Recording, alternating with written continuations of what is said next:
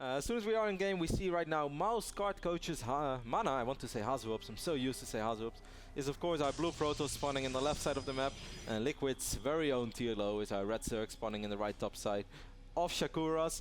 Yeah, we're gonna make predictions too real quick, man. I said it several times already, I think this one can go either way as well. It's a hard call, it's a close call, but I'm going with my Protoss brother Mana. Okay, I think that's a great choice. Having watched, yeah, I am going to disagree with you. I am going to pick TLO. Having watched TLO's ZVP, I've said for a little while that he feels like he hasn't developed it as much as he has his ZVT, but he's been playing better and better with each tournament, and I think he's the underdog, but I'm going to take him here. So TLO, I need you to bring me back, man. I need to be 1-1 after this game. Interesting. We see a 12 pool right now, guys, and for the people who wonder, what do you really get out of 12 pool? 12 pool is like sort of too late to really make a run by. But it's quicker than a normal pool, so why would TLO do this?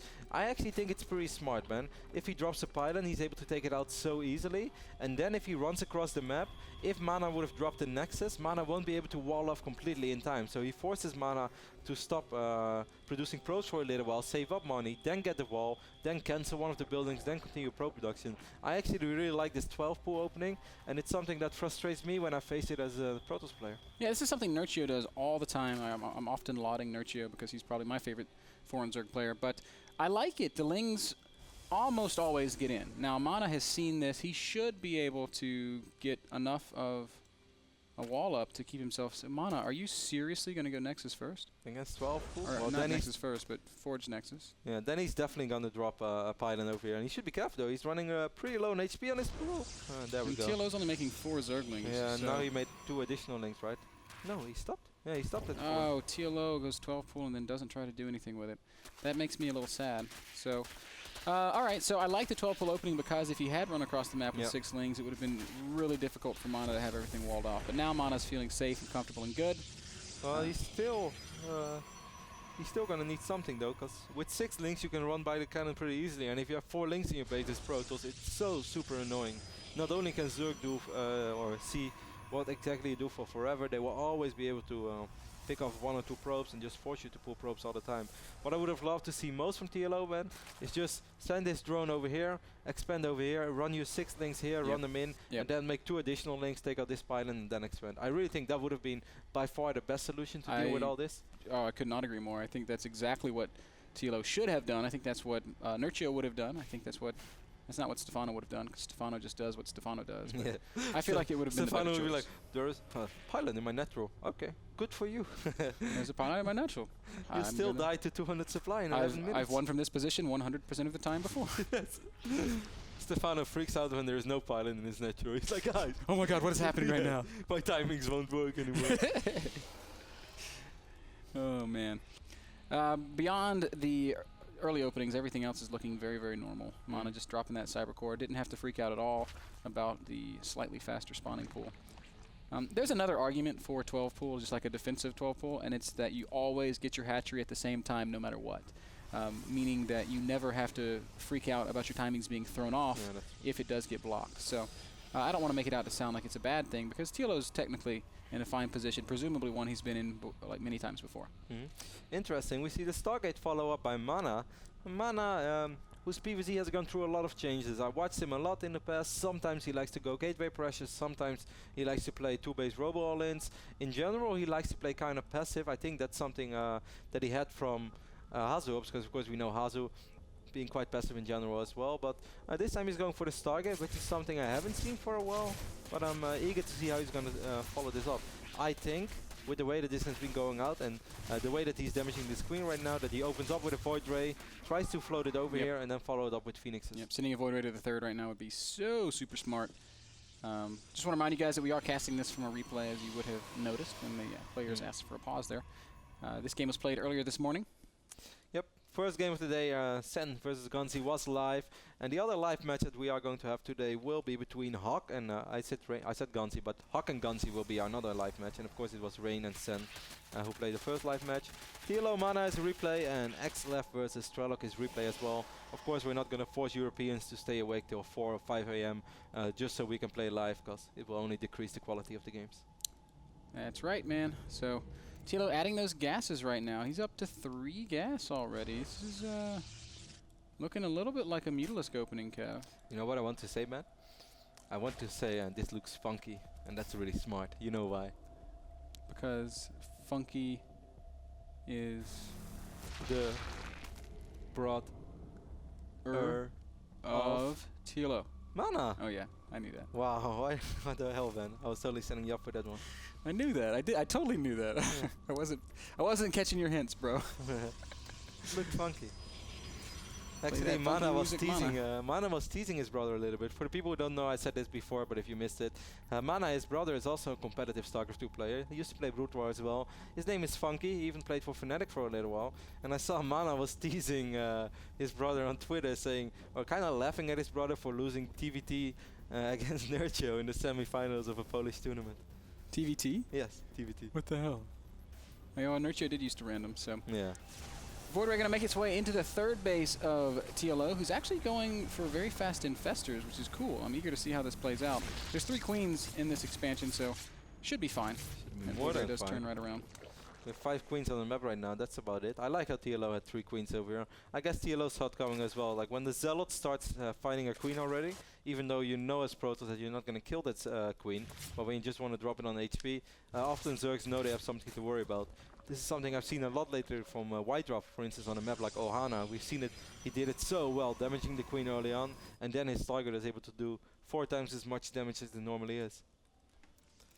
Yeah, sorry, I was a little bit distracted because I was thinking about something completely unrelated to the game. How big were they? Oh, reminded me of the gummy bears. Sorry, Kev. Sorry, I'm back on track. We've got infestors in production and roaches on the way out for TLO. What's wrong with you today? I don't know, man. I have no idea where that even came from. You ever have just one of those moments where your brain just goes somewhere else? All the time. It's just that's just what just happened to me. TLO gets a really, really good scout off in the main base of Mana, though. He spots all these 6 gates. I want to say he knows about this robotics. No, he actually didn't see the robo yet. But he's got such fast infestors. I have a hard time believing that any weird push that Mana could throw at him is going to work with Roach Infestor out. And something we have been giving TLO a lot of credit for over the last few weeks or even a month, we didn't mention this time, is his creep threat. Yep. Without a doubt, one of the best in Europe. And I know that people get tired of hearing casters always say like, oh, one of the best in Europe, one of the best out of the foreign scene. But TLO really has one of the best, at least he's one of the better in creep threat. It's one of the things that he focuses most on in his gameplay. He actually uses creep offensively. A lot of his strategies revolve around denying the 4th by creeping the 4th, which is really fun and really cool. So really good. And really good. It's really good. It's like it's mind-numbingly frustrating having to deal with creep always being at your 4th base. Yeah, but look at this. I mean, having creep in the middle of the map at 12 minutes, that's sort of standard. But I love that he also does here over the left side and over here in the left bottom side that if Mana would position himself here, he's still on creep. So I really like this. Mana is just going for a 3rd base after all, which is pretty late, but I do like this. Yep, Zealots are unloading up in the main base. A little bit of a warp prism drop. Some Warp prism units being warped in. That layer taking, I'm sorry, it's not the layer, it's the hatch taking a lot of it. Queen actually picks it off. That's a little sloppy by Mana. And even if the hatchery falls, it's not that big of a deal because it's just a hatchery. Why didn't he transfuse? No, it doesn't matter. It's the hatch has been taken out, but wow, he doesn't finish one. I still don't feel like it's that big of a deal, though, because he didn't lose any valuable tech. He loses the ability to mine there, and he loses the ability to inject there, but he's still got hatcheries all across the bottom. It's not a big of a deal, but it's not good either. No, it's not. It's not good, but Mana invested more in that than TLO did. Mana 600 minerals against 450? Yeah. Or 800 minerals, because the Warp Prism too. I don't know, it's a close call. Then again, TLO right now doesn't really have an army that I can... Oh, it's going to come down to force fields, of course, and... Oh, TLO setting up a nice flank. Oh, TLO really wants to fight here. I don't think. Oh, beautiful my force fields! Holy hell, that'll be on tomorrow's top 3. And so sick. You know, I was starting to say I don't think TLO really has to fight right now, and he did go try and force the issue, and he's taking mega damage as a result. Really trying to use these infestors to the fullest extent of his ability, but he's just gonna. Wow. GG. Wow, TLO, that game was going so well for you, and then you just died. Those force fields, that's so cool. That was really, really quick. That really reminded me a little bit of the Crunchy Donut, but this one was really quick and beautiful. Man, that's awesome. Dario, why did you do that? Did you think he had to fight there? Not necessarily, no, because he wasn't. He had really good creep spread. So why would you fight on the only spot on the map that doesn't have creep? Of course, tree-based Protoss is really scary. Yeah, but he had infestation pit. He could have just taken a 4th. He had lots of drones. I'm a little bit distracted, by the way, by what's happening on the left side of us, but nothing for you guys to worry about. But no, Ben, I agree with you. I don't think he had to fight, but I want to focus on the positive. I want to focus on those force fields. Man, those force fields. It was just like, brrrt, and there it is, force field donut. So very well played by Mana. Goes up 1-0 in the series, and once again, it's not looking well for my predictions. Come on, Dario. I need you to bounce back, bro.